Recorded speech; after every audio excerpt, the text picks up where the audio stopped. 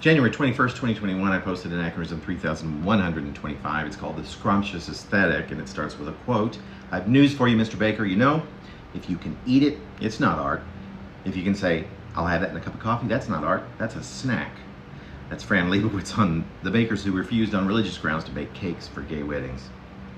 Name removed says my hedge fund's no turkey, that we should go out immediately and purchase a Picasso or move into our own condominium by Easter, if not by this Tuesday.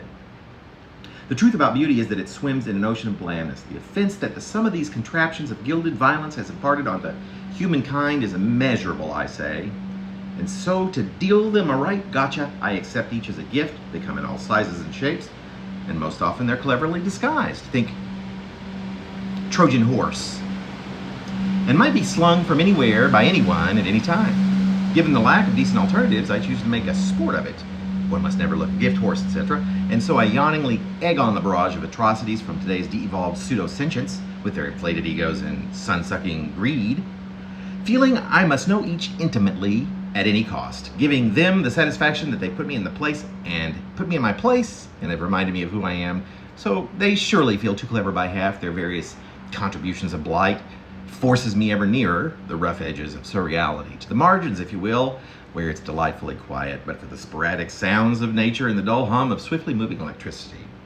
This is where I find sanity, take refuge, here at the outer rim of existence, where I look inward toward so-called civilization, from which I remain a safe enough distance away to carry on, yet maintain that curiosity to focus on my studies. I scrutinize each drifting vessel, watch one churl flimsily postulate that post-its, their glaringly blank canvases know no limits, are to be revered, while having a bit of fun with another crank's forcible attempts to disrupt the swing of my soul cycle. Through it all, I faux pout and scoot further out toward the very perimeters of existence. It's from here that sense can be made of our godforsaken planet. So I chip away at the detritus, try to discover how one might coexist with dullards, or if there's a way to simply escape them all, to find my own singular sustainable slice of the universe. One day, I hope to find answers, to come up with an antidote to the nauseating mix of vitriol and boredom slung with mediocrity at me.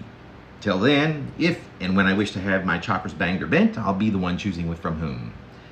Or this is what my inner voice, with as much gusto as it can muster, says to the rest of me as I float backwards away from the chaos, closer and closer to some ideal home, a peaceful oblivion that grows ever more desirable the closer we get to each other.